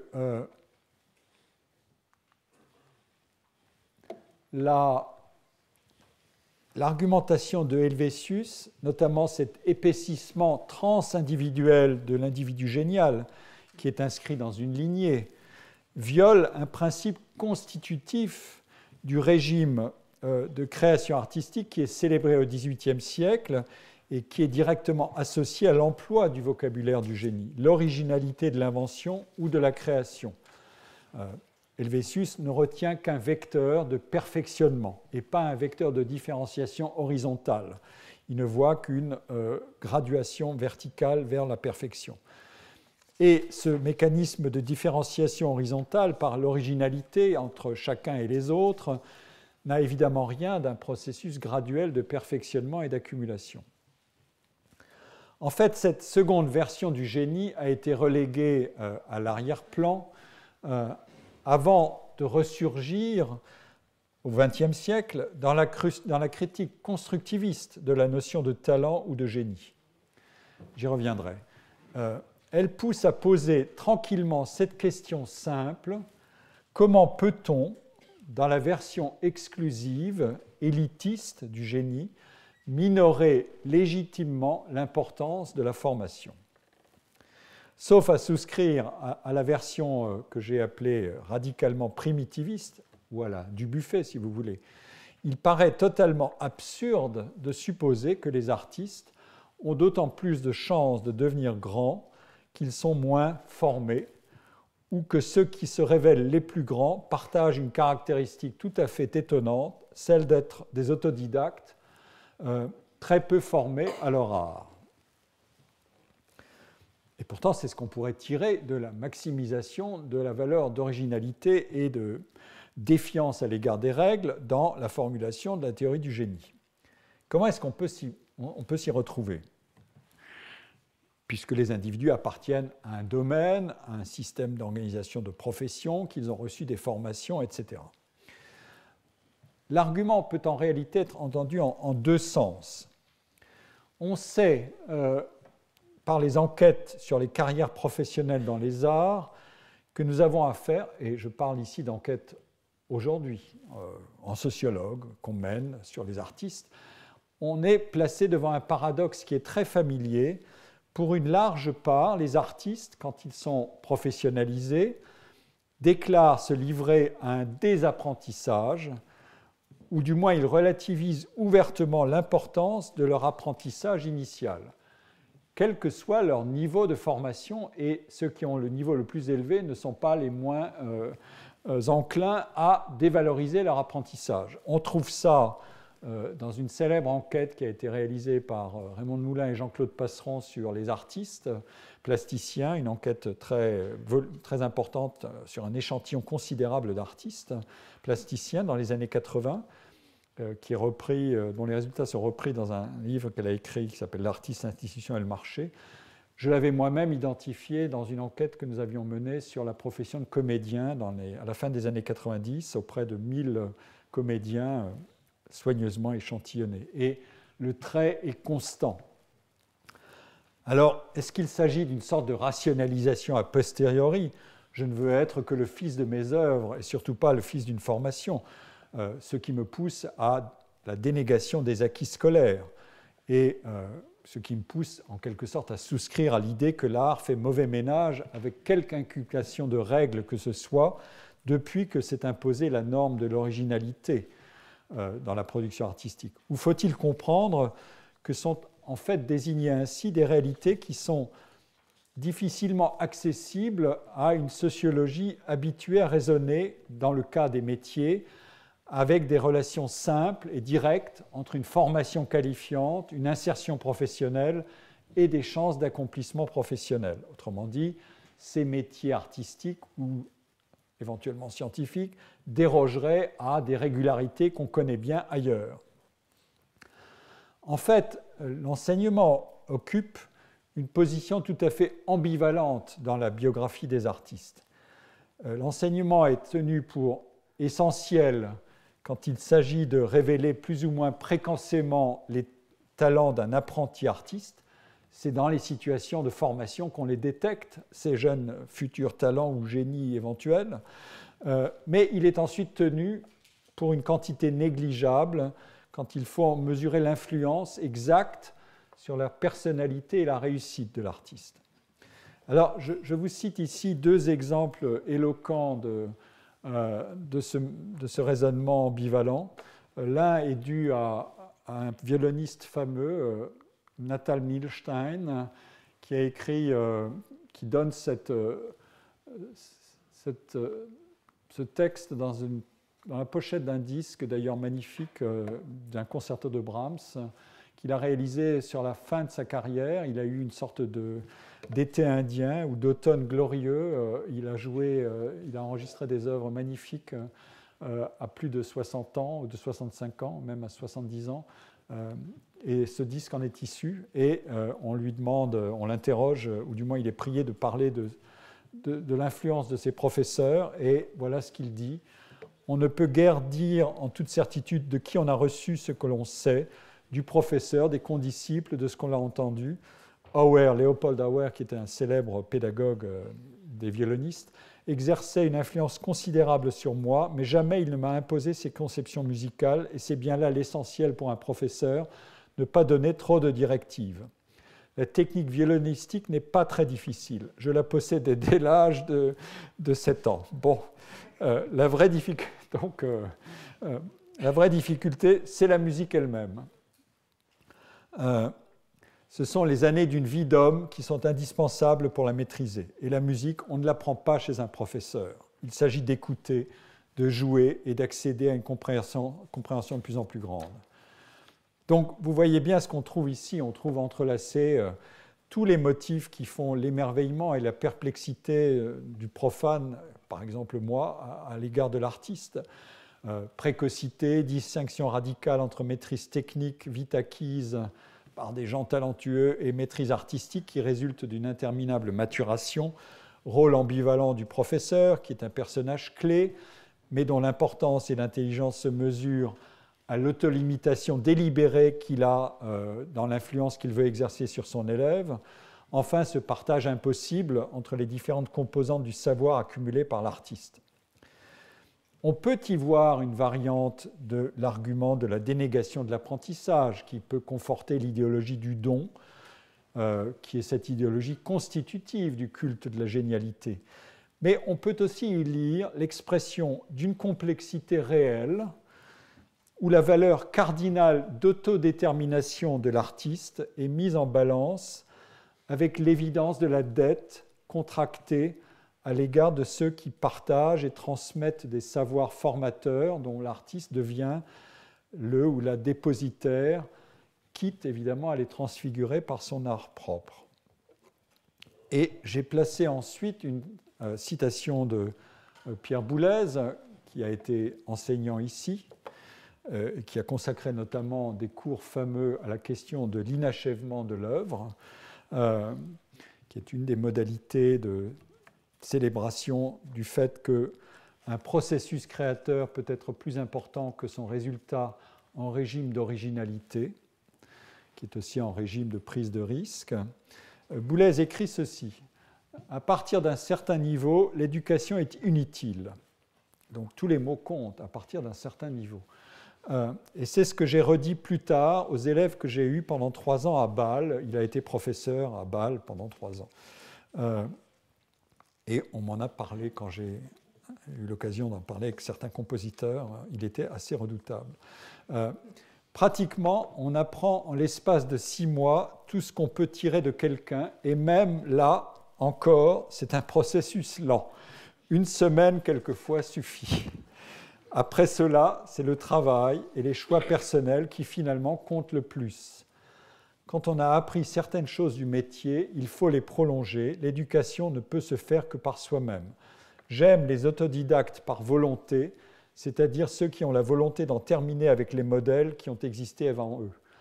Mais ceux que j'appelle les autodidactes par hasard, les gens qui ignorent les choses, cela ne m'intéresse pas du tout. Cela ne se débarrasse jamais de leurs prédécesseurs. C'est assez éloquent. L'historien et collectionneur d'art Bernard Berenson dit, d'une certaine manière plus cursivement, le génie, c'est la capacité de réagir de façon productive contre sa formation. Et cet argument est ce que contient la déclaration de Pierre Boulez dans un livre d'entretien qui s'appelle d'ailleurs Par volonté et par hasard, qui a été fait avec le musicologue Célestin de Liège. Cet argument, réagir de façon productive contre sa formation, qui est exactement ce que décrit Boulez lui-même, peut être compris évidemment comme une formule de dépassement dialectique. Une phase de pleine appropriation des contenus enseignés et des techniques précède leur mise à distance critique et leur dépassement qui nie et conserve en même temps ce qu'on a acquis. Et il a pu conduire aussi à des formes simples de rejet des apprentissages conventionnels au motif qu'il s'agit d'autant d'entraves au libre épanouissement de l'ingénium individuel. L'histoire récente de la transformation des enseignements, par exemple dans les écoles des beaux-arts, et celle des beaux-arts de Paris en est un fameux exemple, va exactement dans ce sens. C'est la personnalité qui progressivement compte plus que l'apprentissage des règles à tous égards. Mais la structure logique de l'argument et de la situation qu'il caractérise est en fait plus complexe. Et on peut en donner presque une analyse en revenant à ce qu'a écrit Emmanuel Kant précisément sur le génie. Je ne vais pas développer beaucoup, mais simplement dire que les analyses de Kant permettent d'éclairer les propos comme ceux de Milstein ou de Boulez ou de Berenson que j'ai cités à l'instant. En fait, ils permettent d'éclairer cette situation de double bind dans laquelle la transmission pédagogique est placée pour se conformer à la loi de l'originalité créatrice. Je vous rappelle que, selon Kant, le génie est une aptitude à produire sans règles déterminées, et ce qu'il produit ne peut donc pas être le fruit d'un apprentissage. Je cite, « La première règle doit être l'originalité. » Bon. Deuxièmement, pour distinguer sa production de réalisations qui peuvent être originales mais absurdes, il faut attribuer au génie la capacité de produire des œuvres qui doivent également, je cite, être des modèles, c'est-à-dire être exemplaires, sans être elles-mêmes créées par imitation. Elles doivent être proposées à l'imitation des autres, c'est-à-dire servir de critères ou de règles au jugement. Et quelles sont ces règles que le don naturel donne à l'artiste pour produire des œuvres données en exemple? Je cite, « Aucune formule ne les exprimant, elles ne peuvent servir de précepte. Au contraire, la règle doit être abstraite de l'œuvre elle-même, de l'acte même, c'est-à-dire du produit auquel d'autres aiment à mesurer leur talent pour s'en faire un modèle, non pour l'imiter, mais pour en assumer l'héritage. » Toutes les positions sont contenues ici. C'est donc la personnalité du créateur, son génius, pour employer le vocabulaire de Kant, qui doit constituer le pivot de cette situation paradoxale. En se mesurant à cette personnalité et à ses œuvres, un apprenti artiste peut comprendre et apprendre, c'est aussi une définition de l'individu charismatique ou du maître charismatique, un apprenti artiste peut comprendre et apprendre comment des règles dictées au génie, pour reprendre la formule de Kant, sont impossibles à énoncer et à transmettre, et comment elles servent uniquement d'exemple, sans servir de préceptes imitables. Les déclarations de Milstein ou de Boulez ne disent strictement rien d'autre. J'avais annoncé une deuxième interprétation c'est ici, une deuxième interprétation de l'ambivalence de l'apprentissage. On peut la formuler ainsi. La capacité d'apprentissage, mais Boulez vient de dire à partir d'un certain niveau, donc vous réglez le niveau, la capacité d'apprentissage est un facteur normalement distribué entre ceux qui sont engagés, ceux qui sont engagés dans des carrières artistiques ou scientifiques, ou qui veulent s'y engager. Je veux dire, c'est une distribution normale au sens gaussien du terme. Il y a éventuellement des individus qui apprennent mal et d'autres qui apprennent très vite et très bien, mais l'essentiel se situe au centre. Et donc, dans la hiérarchie des facteurs responsables de la réussite, l'apprentissage est un facteur normal. Or, comme celui-ci n'agit jamais seul, surtout s'il s'agit de produire plus qu'une compétence ou une technique bien maîtrisée, ce qui est exactement le cas dans les pratiques de création qui valorisent l'originalité. En réalité, l'apprentissage agit en interaction avec de multiples facteurs, et le résultat de cette interaction crée des écarts de réussite qui sont sans rapport de proportion avec la distribution de chacune des qualités nécessaires, et donc sans rapport de proportion avec la distribution de ce critère ou de ce facteur qu'est la formation et la maîtrise technique d'un art. Donc nous avons affaire à une somme de caractéristiques, au premier rang desquelles on peut situer l'apprentissage, qui sont normalement distribuées pour des résultats qui sont anormalement distribués. Donc on minore le facteur qui est normalement distribué puisqu'il ne peut pas produire par lui-même un résultat anormal.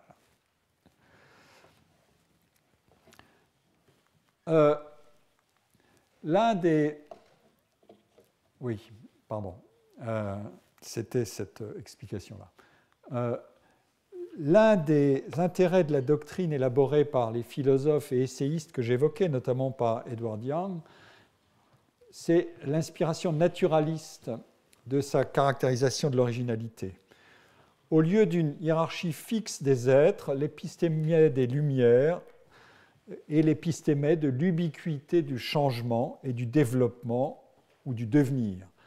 Toutes les théories du perfectionnement organiciste de la civilisation, sous la triple action de l'égalité, de la sociabilité, de l'estime réciproque et du partage des connaissances par l'éducation, toutes sont établies sur une philosophie du devenir et du progrès, dans une version pessimiste chez Rousseau ou dans une version optimiste chez les encyclopédistes. La conception même de la dynamique historique empruntera ces modèles à l'analogie organiciste et naturelle. Par exemple, celle que suggère la croissance organique des végétaux, on trouve ça chez Herder, ou celle que suggèrent les processus cycliques observés dans la nature. L'histoire devait, comme l'écrit Leonard Meyer dans un excellent livre appelé Style and Music. L'histoire devait être sauvée de l'arbitraire et du hasard pour devenir l'étude du changement nécessaire dont l'évolution naturelle donne un modèle. Et la production d'une œuvre originale peut s'apparenter ainsi à un processus végétal. Elle naît spontanément de l'origine vitale du génie, de la racine vitale du génie, elle croît, mais elle n'est pas fabriquée. Ce concept de développement quasi végétal du génie a inspiré ultérieurement, dans la philosophie romantique allemande, l'assimilation de la part la plus originale de l'activité de création à un processus inconscient. Au passage, il faut souligner que ce que contient de gradualiste et de continu ce modèle de changement qui est sollicité par cette métaphore naturelle et végétale de la transformation et du devenir des individus et des sociétés. Que le changement soit considéré comme une propriété intrinsèque de la nature et de la culture et qu'il puisse à ce titre être promu comme un idéal d'émancipation signifie aussi, à contrario, que ce modèle n'est pas disruptif, qu'il n'est pas ouvert aux révolutions ou aux ruptures radicales. Et le modèle de l'inégalité dans l'égalité, dont j'ai déjà parlé, suppose en effet que le changement puisse être graduel et lent, mais continu et orienté dans la bonne direction. Par exemple, l'abolition des inégalités de privilèges et de naissance. C'est un modèle qui est promu par une élite émancipatrice. On substitue des différences de degré, niveau de réussite et de richesse à des différences de rang assignées et héritées pour définir la matrice d'une hiérarchisation légitimable. Et donc vous voyez aussi que la conception du génie autocréé et qui croît comme une plante correspond à cette propriété biface des notions qui qualifient la réussite, comme je l'ai déjà signalé dans mon 3e cours. Ces notions bifaces contestent l'ordre ancien, puisque c'est l'individu souverain qui est l'origine de la réussite, sous le principe d'une distribution des dons, ce qui revient d'ailleurs à désocialiser les inégalités de situation et à reléguer à l'arrière-plan tous les faits et les mécanismes de reproduction sociale qui opèrent en régime d'égalité simplement formel. Ces conceptions proposent donc une théorie et une justification de nouvelles hiérarchies de valeurs et de réussite sur la base des mérites individuels et sur la base de facteurs puissants, énigmatiques et aléatoirement répartis, dont la mise en œuvre est placée sous la responsabilité de l'individu.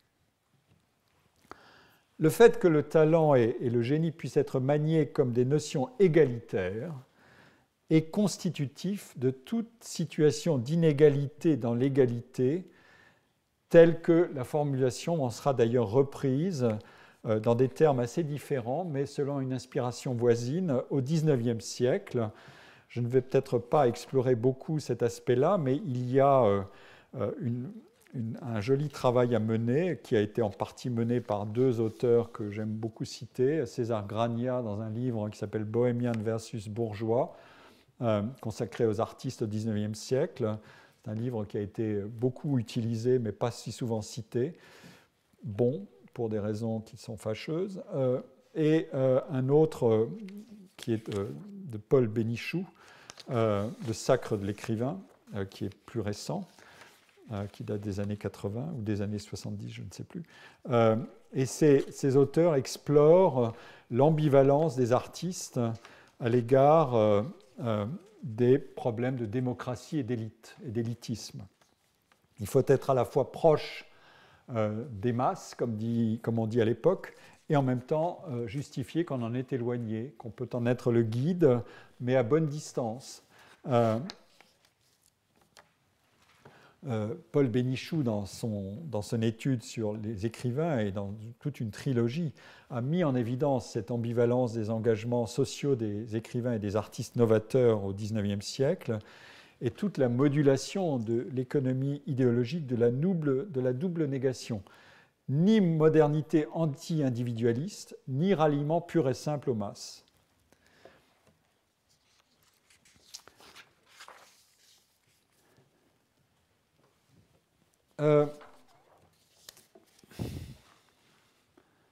Bon, je laisse ici cette citation parce que je n'ai pas assez de temps. Et j'en viens à ma solution de déterminisme efficace, pour reprendre une des catégories que j'ai présentées tout à l'heure. La discussion autour de la valeur d'originalité que j'ai menée a fait apparaître 3 éléments essentiels qui vont me servir à écarter le risque de paralysie explicative que comporte cette indétermination des valeurs de talent, de génie, d'originalité. Et je le ferai précisément en recourant à cette idée de déterminisme efficace. Je vous rappelle, il s'agit d'opérer une distinction entre plusieurs niveaux de théorisation scientifique, le déterminisme valant pour l'un d'eux, mais tolérant le recours à des hypothèses non déterministes pour l'étude d'un autre niveau des phénomènes considérés. Alors, quels sont les 3 éléments dont je vais parler ? Premièrement, l'individualisation radicale du travail de création et d'invention, y compris l'individualisation des contributions à un travail collectif. Cette individualisation peut être traitée comme un modèle avant-coureur partout où la différence individuelle, dans tous les univers de travail, mais autres aussi, où la différence individuelle doit s'imposer contre la similitude. 2. La conception du créateur comme causa sui, autofondation ou origine de soi, désigne un problème qui est posé exactement à ce déterminisme efficace que je convoque, l'activité créatrice et la réussite demeurant sans explication causale complète, convaincante, une fois examinés et contrôlés tous les facteurs habituels d'explication qui valent dans l'analyse des réussites professionnelles. Faut-il aller vers des solutions radicalement inverses d'une théorie individualiste ? Faut-il aller vers la solution de resocialisation radicale du génie, en faisant du Condillac ou du Helvétius ++. 3. L'impératif d'originalité désigne une variabilité accrue du travail artistique.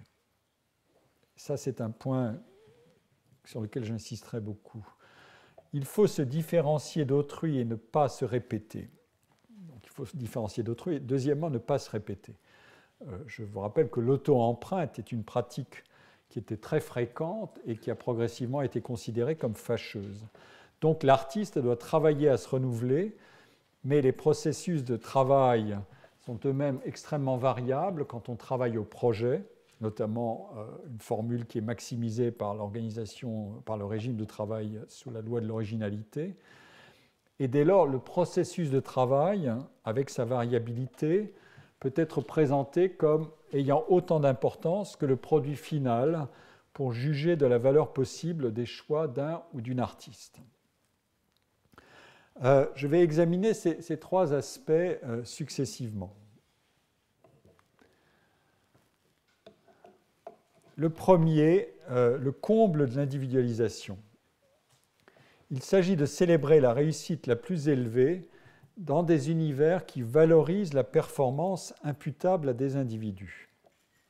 Alors, j'ai pour l'instant fixé mon analyse sur le monde des arts, mais il suffit de déverrouiller l'imputation de génie en levant ce monopole de fait dont disposaient les arts et les sciences pour opérer une diffusion de cette notion selon 2 tendances, la démocratisation du génie ou la version inclusive du génie, et l'autre tendance, c'est la généralisation à tous les domaines de l'imputation de valeur exceptionnelle qui est ainsi nommée. À la fin de son enquête sur la notion de génie et sur l'histoire de cette notion, l'historien Darren McMahon note l'inflation du vocabulaire du génie au XXe siècle et le développement de tout un marché de livres, de conseils, de préceptes éducatifs de préceptes auto-éducatifs, éveiller ou réveiller en vous le génie qui sommeille. C'est une littérature qui fleurit aux États-Unis notamment, où la méritocratie du talent est couplée à la motivation,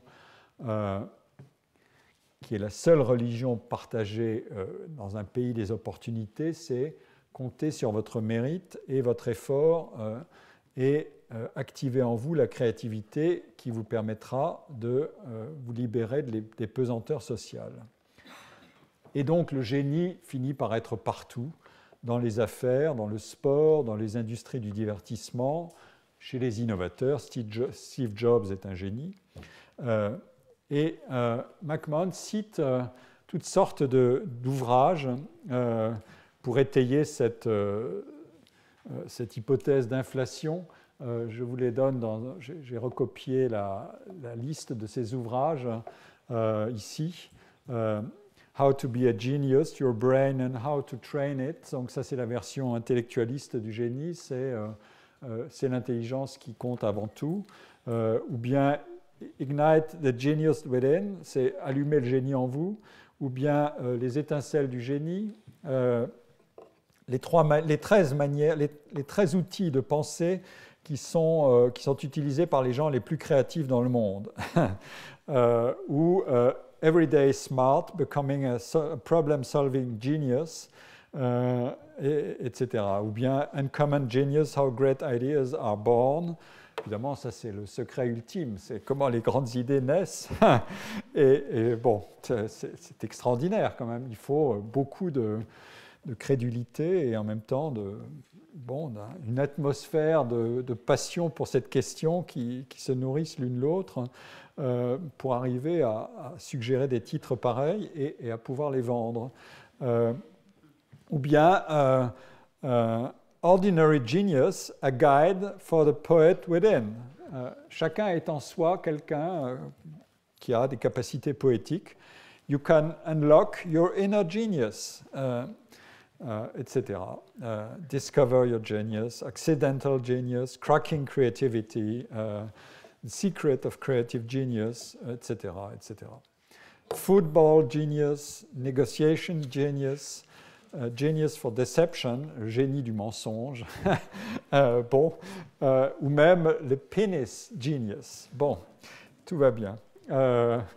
Et pour finir, the genius in all of us, le génie est en nous tous. Ça, c'est une forme de démocratisation radicale de l'idée de génie. En fait, McMahon, ici, ne fait que reprendre dans un registre ironique et critique des arguments qui sont présents tout au long du XXe siècle. Dans L'homme sans qualité de Robert Musil, un roman absolument fascinant qui est paru entre 1930 et 1932, et qui est resté inachevé, le héros, Ulrich, s'étonne qu'un brillant cheval de course puisse être qualifié de génial. Ce qui pourrait symétriquement, dit-il, conduire à ne pas s'étonner qu'on parle à l'avenir d'un exploit ou d'un record à propos d'une découverte scientifique géniale. Donc le savant devient un cheval et le cheval devient un génie. Donc, ici, l'imputation de génie n'équivaut guère plus qu'à une exagération publicitaire de l'originalité frappante selon l'écrivain, mais elle est nourrie par, évidemment, l'énigme autour des facteurs qui créent la réussite et la réussite exceptionnelle. Dans un livre qui s'appelle The Economy of Prestige, Prizes, Awards and the Circulation of Cultural Value, James English, c'est un livre de 2005, a mesuré ou à dénombrer les prix littéraires qui sont décernés aux États-Unis et en Grande-Bretagne. Et il a mesuré l'évolution du nombre de ces prix. Et il a rapporté le nombre des prix au nombre de nouveaux titres publiés chaque année, exprimés en un indice. eh bien, la valeur de cet indice, donc le rapport entre le nombre de prix et le nombre d'ouvrages publiés, la valeur de cet indice a été multipliée par 10 depuis les années 1920. Autrement dit, on a attribué de plus en plus de prix à une vitesse qui augmentait beaucoup plus rapidement que la variété de la production publiée. Donc le signalement de la valeur et de la valeur des écrivains et de leurs livres, tels qu'ils sont donnés à admirer et à consommer, a donc augmenté 10 fois plus vite que la diversité de la production littéraire. Alors on pourrait dire, on peut donner en quelque sorte à plus de concurrents une chance d'accéder à la visibilité et une chance de trouver un public. Donc l'allocation inflationniste de célébrité, qui ne peut se convertir en une carrière durable et durablement admirée qu'une fois identifiée à un mérite, qui sera le juge de paix, paraît pouvoir incarner une sorte de jeu à somme positive, puisqu'elle conduit les gens à s'enflammer pour un plus grand nombre d'artistes ou d'écrivains, et elle conduit les professionnels à inventer des distinctions et des célébrations du talent ou du génie de toutes sortes. Mais ce que soulignent les critiques, comme celle de Musil par exemple, et d'autres, c'est qu'il risque bien d'y avoir une sorte d'affaiblissement entre la célébrité et le mérite artistique. Est-ce que c'est une bonne ou une mauvaise nouvelle? Autrement dit, d'accorder par inflation des qualités à un nombre beaucoup plus grand de gens sans vérifier qu'ils en ont effectivement les mérites. Ce sera une bonne nouvelle pour un adepte de la démocratisation de l'admiration. Si la mobilité des réputations interdit en quelque sorte à quiconque de dominer longuement une scène artistique et d'y bénéficier d'une rente de réputation exorbitante. C'est une revendication régulière des jeunes artistes candidats à la réussite. Faites-nous une place et que les artistes réputés n'occupent pas tout le terrain.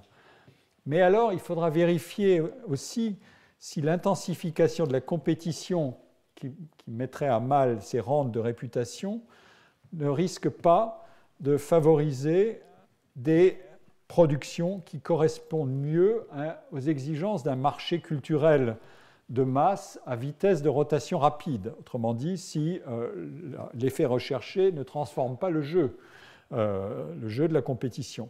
On substitue une compétition de marché par la variété, l'économie de la variété rapidement exploitée, à une économie de la carrière durable, longue et des mérites lentement accumulés.